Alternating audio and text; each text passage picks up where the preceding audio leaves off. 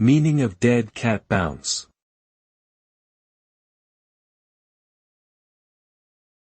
Dead cat bounce.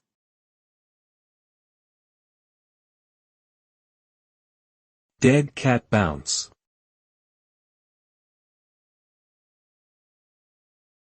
Dead cat bounce.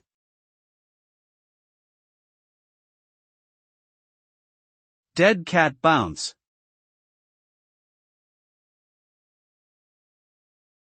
A dead cat bounce is a term used in the financial world to describe a temporary, small recovery in the price of a declining asset.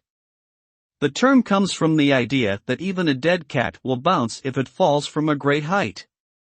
The result of a dead cat bounce is a brief increase in the value of the asset, which may give investors false hope that the decline has ended. However, the bounce is usually short-lived, and the asset's value continues to decrease after a brief period of time.